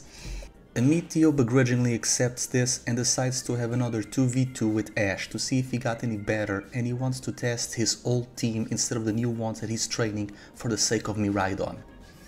And with that, Ametio sends out his Corviknight while Ash sends out Dragonite. They are having a great aerial dynamic battle, however Ash is able to win, taking Corviknight down. This is where Anipoke decides to send out his Cerulege yet again. In order to not get hit by the ghost moves of Cerulege, Ash decides to terrestrialize his Dragonite into a newly discovered normal type Terra. This is extremely advantageous for Ash because it means that only fire moves are able to damage Dragonite. However, Anipoke always had a backup plan, because normally Cerulege is a ghost type. It means that he's weak to dark, and one of the dark type weaknesses is fighting, and this is perfect to counter Dragonite, so Anipoke uses a Brick Break and defeats Ash's Dragonite. Ash is having none of that, and he decides to send out his another Kanto Pokemon from the Journeys team, his Gengar. Both Ash and Gengar are having a spectral showdown against Anipoke's Cerulege. However, it seems like Cerulege is getting the upper hand of Gengar, because it's a very fragile Pokemon. And with this, Ash decides to go to gamble with yet another mechanic, if Anipoke does allow it. Anipoke does, because he doesn't want for Ash to handicap himself. He wants to battle the champion of Alola with everything that he has at his disposal. And with that, Ash brings out the Keystone and Mega Evolves his Gengar. This is a very amazing fight. And after everything is dust and settled, both Pokemon go down. Ash now has a loss and a draw against Anipoke. Ash is rejoiced, however Anipoke feels like he's getting weaker, and that cannot be. We do see Chairwoman Geeta showing up, and she gives both Ash and Anipoke some words of encouragement and advice. Anipoke doesn't really listen to this and he goes away. After some time, Ash, Geeta and the others go to the Pokemon Center in order to heal Ash's Pokemon and to transfer his own from Professor Oak. After this, Geeta has some news for Ash, as she sends out Iron Thorns. It seems like the rampaging Paradox Pokemon is now quelled and calmed down. And she does tell Ash that she knows that he has caught some Pokemon Paradox for his own, and she's telling him for him to, give it to her in order for safekeeping. However, Ash is a little bit redundant, and that's where all of his electric type Pokemon come into fray. Wattrel, Voltorb, Sandy Shocks and Iron Hands. They are all happy and they have no need for Geeta to basically tame them. Geeta sees this and goes her merry way, leaving Ash behind. It seems like her persuasion skills are no match for the Alola champion. And with this, both Pikachu and Miraidon also come into play, very energetic for at least a brief time, and they are very thankful for Ash's doing. It seems like this is going to be a very interesting team for his own Paldea journey. Episode 35. The battle between Nemona and Kofu is now about to begin, and it's going to be a 3-on-3 in a singles format. Kofu decides to send his Palafin, while Nemona sends out her Pawmot. Palafin is very agile even on land during his Zero form, and he decides to use Flip Turn to return to Kofu's Pokeball, while Kofu sends out his Wugtrio. However, Wugtrio can be very resilient, but it's no match for the powerful attacks of Pawmot, going down after several Thunder Punches. This is where Kofu goes into his another strategy by sending out Palafin yet again, now on his hero form with buffed stats all around, able to defeat Nemona's Pawmot. Nemona decides to use her another fighting Pokemon in Flamigo, and after several acrobatics as well as double kicks and all of the other attacks, Flamigo is able to defeat Palafin with one final hurrah. Palafin goes down, however Flamigo is very exhausted, and this is where Kofu brings out his ace, Crabominable, who easily defeats Flamigo with one Ice Punch. Both Nemona and Kofu are going down to their last Pokemon, with Nemona bringing out Quaxwell, and this rejoices Kofu. He sees two water Pokemon, and everyone in the Cascarrafias city are amazed to see such aquatic showdown in the middle of the desert.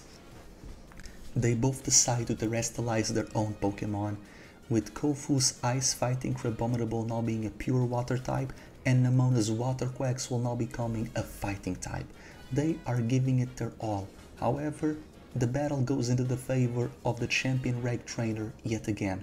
Nemona wins, proving her worth to Geeta yet again, and she's able to get her third badge in the Kofu rematch. And after all of this, Arven decides to drop by in the end of the battle so that he can learn some cooking skills and some recipes from Kofu, much to Nemona's dismay. But yes, guys, this is where episode 5 of my Pokémon Scarlet and Violet series comes to an end. Thank you so much for watching. Make sure to leave a like, share, comment and subscribe, and stay tuned for more episodes. KuroBlitz out.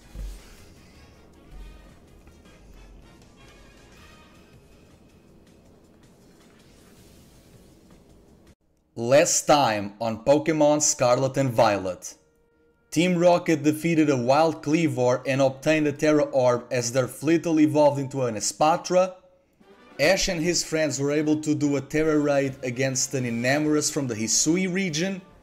Arven and Ashban protected his parents of Sada and Turo from one of the agents of Quasar named Clive. And Nemona re-obtained her Turn Gym badge by defeating Kofu in the city of Cascarafa.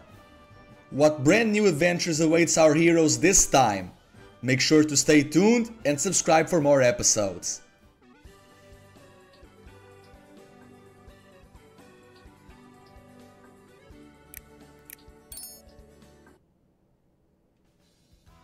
Episode 36.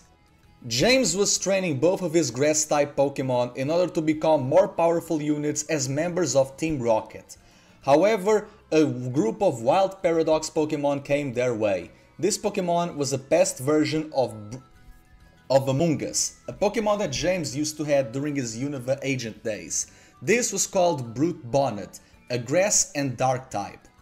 Both James Toad School and Capsakid were doing their all, however little to no avail, but they were able to muster their strength and evolve at the same time into a powerful Toadskrull and Scovillain, making sure that these Brute Bonnets were able to run away. However, they seemed to be frightened, as if they were racing from someone else.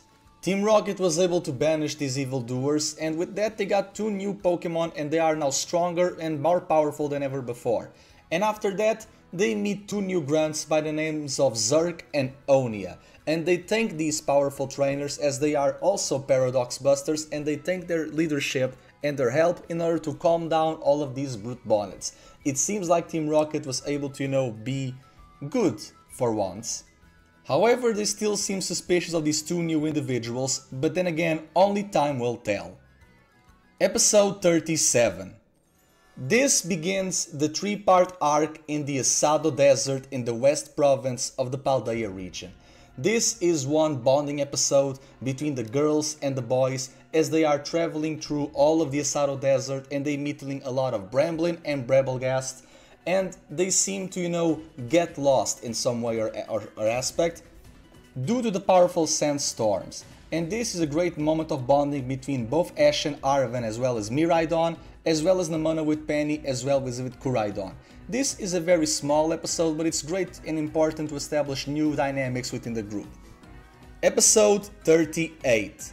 This is a very simple episode where they meet yet another past Paradox Pokemon in the Asado Desert, a past version of Donphan by the name of Great Tusk. Nemona is able to battle this Pokemon with her Tauros and even befriend them in some ways. Ash is very mesmerized that he sees the paradox of yet again another Pokemon that he already owned. After that, we see Team Rocket in the horizon trying to get this Paradox Donphan. However, Nemona's Koraidon is able to apprehend the evildoers and blast them off again, and Great Tusk joins Nemona's team. Nemona is now questioning if she should send this Pokemon to Gita yet or not. However, she decides to stay with him just for a little while longer in order to acquiesce and sympathize with the situation and creature. Episode 39. This is the finale of the Asado Desert 3-parter, as our heroes see yet again another Paradox Pokemon that seems to be a version of Donphan yet again, this one being futuristic and by the name of Iron Threads. It was colossal, giant even. Arven stated this was perhaps one of the final and last remaining Titan Pokemon of the Paldea region, and with that there might be clues of where the Herba Mystica might have gone. However, this Pokemon is harming a little innocent Wooper, but that's until Rika decides to join the fray. She sends out her two powerful ground Pokemon in order to protect the Paldea and Wooper, and that's where both Torterra and Flygon come into the fray, doing all of they can to defeat this spherical behemoth. And they defeat Iron Treads, and they are able to, acquiesce with the kids and talk about the situation yet again. They try to find Iron Treads in the desert and they are able to capture it. Rika does decide to train this Pokemon for the time being before sending her to her boss, Geeta, and that's where she's going to leave things for now on. Episode 40. Our group has now arrived in the city of Porto Marinada, where they see all of the auction shops as well as lighthouses and plentiful beaches. However, during this, it's when Penny finally re-meets one of her Team Star members, Atticus, the poison leader. And Atticus not only has now a group of Grafaiai from the Tectric Thicket where his star base once used to be, however he's running amok and creating a lot of chaos with his Starmobile all over the city. And this is when Penny decides to, summon her Cufant so that she can prevent people from being poisoned and all of that stuff. Battling Atticus, it's easy, however trying to apprehend a Starmobile doesn't seem to be an easy task. Not for Nemona, Ash or Arven for that matter. Even with their powerful Pokemon, it seems like the Revavroom attached doesn't like to even be attached to the vehicle to begin with, and this is where Team Rocket comes into fray. After dealing with a lot of mechas and being exploded by some of them, they are able to, get Revavroom free, and with that, Team Rocket helps Penny in defeating this member of Team Star yet again. However, Atticus being a ninja aficionado, he decides to, leave without a trace, making Penny worried, but she thanks Team Rocket. It seems like the bad guys are not being bad as now to begin with. Episode 41. In the lighthouse nearby Porto Marinada, Ash finally re-meets Ametio one more time, and he decides to settle the score once and for all. Ametio says that if he really wants to have a rematch as another champion rank trainer, he is going to accept it. However, he's not going to use Cerulege and Corviknight anymore. He's going to use more powerful Pokemon from his team, and he wants to test not only Ash's skill, but also his armor in battle. And Ash decides to do just that, by sending two powerful Pokemon from his Journeys team of the World Coronation Series, the Galarian duo of Surfetch and Dracovish. And with that, Ametio decides to pay the same coin by sending yet another fossil Pokemon in Kabutops and a dragon to be slayed by the Valiant Knight in Iron Jugulas, a future Paradox Pokemon of the pseudo-legendary Hydreigon. This double battle, they are giving their all as they can. However, Ash decides to do a combination move. Both Surfetch decides to use Meteor Assault and Dracovish decides to do Dragon Rush. The yellow and blue energy combine into one powerful green energy that Ash now dubbed as Meteor Rush, aka Star Dive. Both his Pokemon go valiantly and brutally against both Iron Jugulas and Kabutops, and they are finally able to defeat Ametio after one loss and one draw. This leaves Ametio in distraught, but he's somewhat thankful, however he doesn't really say this to Ash, that he was now able to, be beaten in order to improve and to realize that he has not peaked as a trainer, that there's a lot more going on. He's asking Ash if he's going to tell Geeta about him having an Iron Jugulas, however Ash retracts for a moment. He does see that the Pokemon really likes to be with the trainer and that he should not be responsible to separate it. If anything, he should be the one going to the chairman and basically tell her that he wants to be a buster too. To which he considers. And with that we proceed to the following day with episode 42, where Ash decides to basically play with Pikachu and all of his other Pokemon on the field. And this is where he meets a trainer that he had once met, and that being Lance, the Supreme Elite Four of Kanto and the champion of the Johto region. Someone who reigns over both the Indigo Plateau and Mount Silver. The first champion that Ash has ever met, yet the only one he never really battled to begin with. Lance is here because he knows that Ash is now responsible for Miraidon, a dragon Pokemon from the future. Distant future, that is. The others are seeing Ash having, a dialogue with Lance. And Lance is giving him some advice in terms of how to raise Miraidon and seeing how competitively strong and very versatile in terms of electric types his team is. He does recall that when training with Claire, they were dubbed as the Master Dragon Tamers of both the sea and the sky. And in both elements, they need to conquer the storm. They need to be one with the lightning and one with the thunder. Ash is very surprised and thankful, and he asks Lance if he's only here for that or for what Charles Goodshow had prompted and pitched since the very beginning of his Paldea journey, to which Lance says, "That is true. I'm here for a battle. I think it's time we finally have one. I want to test your Miraidon.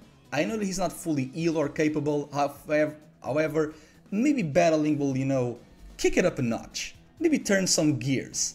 And with that, Lance sends out his own Paradox Pokemon, that being Raging Bolt, the Brontosaurus giraffe looking Raikou. Ash is memorized that there are even Paradox versions of legendary Pokemon.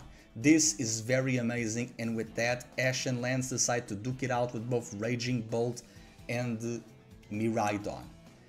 And after a great quarrel, the Iron Serpent loses. However, they learned from this and they are now deciding to get stronger. He asks Lance how they are even capable of doing it, to which Lance says, "Well, to the west of here, it's the Unova Sea. And far ahead there is a new academy where they are training more powerful trainers. I would suggest for you and your colleagues to go there to at least have a boot camp training. The Blueberry Academy. You guys should go to the Blueberry Academy in order to do some training." And Ash decides that will be the best way possible. So with that, Ash, Nemona, Arven and Penny are sailing to the Unova Seas and leaving Paldea just for a short while in the time being. And with that, that's how this part ends. It's the end of part 6. Next time, it's going to be part 7, the final part for season 1 of my Pokemon Scarlet and Violet series. So trainers, thank you so much for the support. I will see you there. Make sure to stay tuned, leave a like, share, comment and subscribe. KuroBlitz out.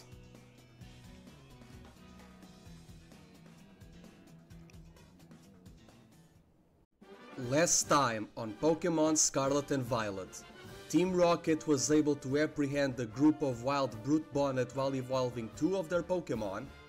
Rika from the Paldean Elite Four was able to apprehend a wild Iron Treads in the Asaro Desert. Penny was able to confront Atticus from the Navi Squad and his Poison Starmobile in Porto Marinada. And Ash finally had his match against the member of the Kanto and Johto Leagues, the Indigo Champion Lance, before heading to a study in the Blueberry Academy. What new adventures awaits our heroes this time during their treasure hunt? Make sure to stay tuned and subscribe for more episodes.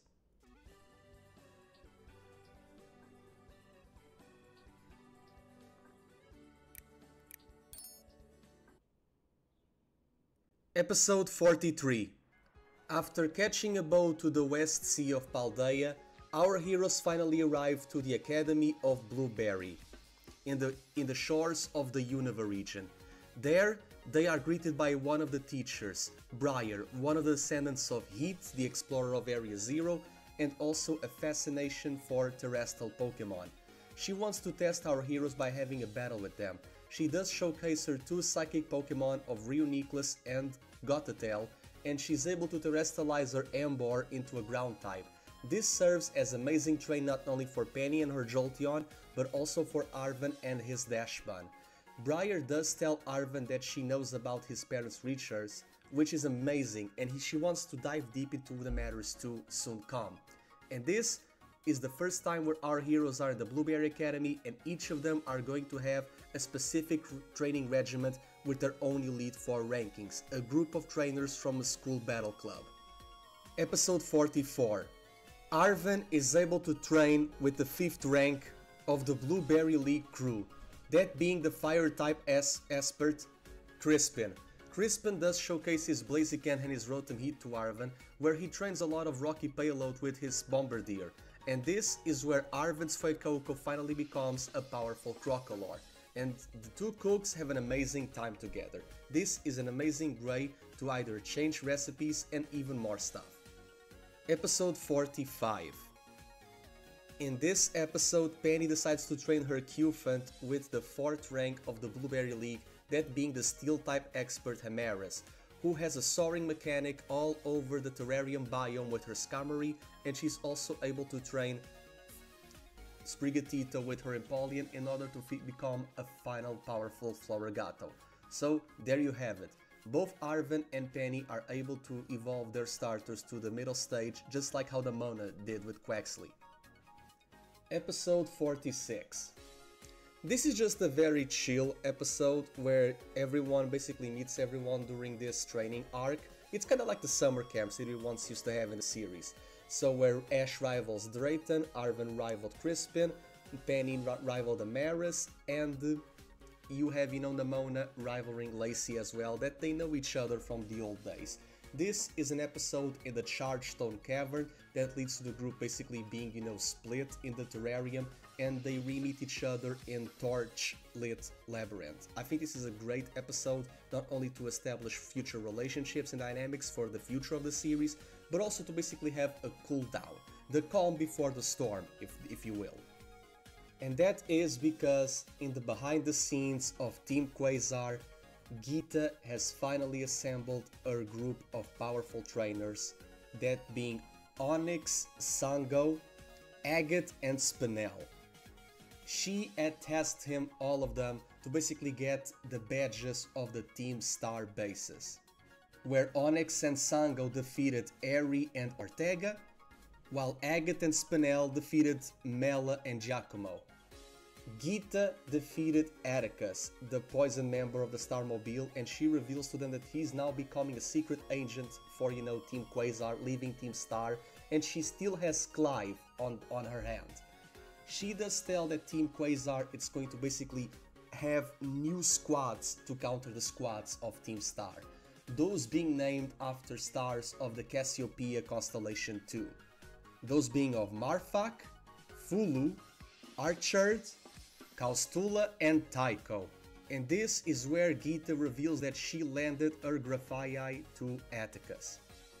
And she's going to lead all of her other poison-type Pokemon to these members while still having her 6th, that being Pecherant, of course. The situation is getting dire, and it's going to be a great impetus for the 2nd season of this series. But before then, our heroes are continuing training, and that leads to episode 47. In this episode, both Nemona and Lacey finally have time to reconnect after their Unova days, and Ash is informed that Lacey is the daughter of Clay, and also that Drayton is the grandson of Drayden, the former mentor of champion Iris. In this episode, Nemona does train her Great Tusk against the Galarian Slowbro that Lacey has, and after Quaxwell battling her Fairy Primarina, it finally becomes a Quaquaval. After one season, Nemona does have a fully evolved Pokemon, but that makes a lot of sense given how she's a champion rank trainer and she's re-challenging the gyms to prove herself to Geeta. This leads to episode 48, where Ash is training with Drayton. While Arven, Penny and Nemona were in the Savannah, Mountain and Coastal Biomes respectively, Ash is trying to get attached to the polar biome, the frigid area of the terrarium of Blueberry Academy. Here he sees that Drayton, the 2nd ranked of the Blueberry League, is making his dragon Pokemon getting acclimated to the cold and making sure they grow stronger after harsh conditions. This is where Ash finally sees the evolution of Duraludon, that being Arcaludon, who is able to use electric attacks too, and he sees a terrestrialized Sceptile, reminding him of his own and also of Sawyer's, who was able to Mega Evolve. During this training, Ash is able to evolve 2 of his Pokemon, that being Voltorb and Wattrel, into Electrode and Kilowattrel, finally having 2 powerful units and taking Drayton for the time being. And that leads to the final episode of Season 1. that being episode 49. This is where Ash and Nemona finally decide to tag team against the director of the Blueberry Academy, that being Mr. Cyrano. Cyrano does show his Samurott as well as his powerful Zebstrika, the first Pokemon he ever owned. However, his terrestrialized Pokemon, it's not other than a Rock Superior, being the same Terra type as Briar's Embark. It seems like these two powerful Pokemon are the foundation of the Academy. Ash and Nemona do ask of Director Cyrano if the Blueberry League have the Elite Four members and all of them are ranked between ranks of 5 to 2, they ask where the actual champion is, to which Cyrano states that they are in home, in the Kitakami province, and Ash decides to one day visit that place, specifically Mosui village, for an event that's going to be held in the future, that being the Festival of Masks. They thank the Director Cyrano and they make their leave, going to Paldea once again. So there you have it, trainers, this has been the Season 1 for my Pokémon Scarlet and Violet series. I really hope you had enjoyed these 6 to 7 weeks of entertainment, and all of these episodes and parts have been great and amazing to do. As you can see, this has been the team thus far.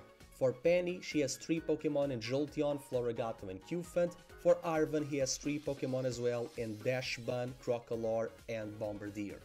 While Ash and Nemona have 5 each, with Pikachu, Kilowattrel, Electrode, Sandy Shocks, Iron Hands, and Nemona has Quacoval, Palmot, Blazebreed Tauros, Great Tusk and Flamigo, and they both have their Paradox dinosaurs in Koraidon and Miraidon.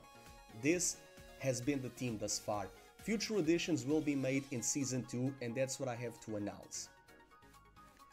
Pokémon Scarlet and Violet the Series Season 2, Temporal Forces. It's going to air on Saturday, July 20th. It's going to be the first episode, it's going to be part 8, and it's going to end on part 14, that being on, August 31st. So I really hope that you are there and support me. Let me know what you think about this part and this series thus far in the comment section down below. Make sure to leave a like, share, and subscribe to the channel. Thank you so much, trainers. KuroBlitz out.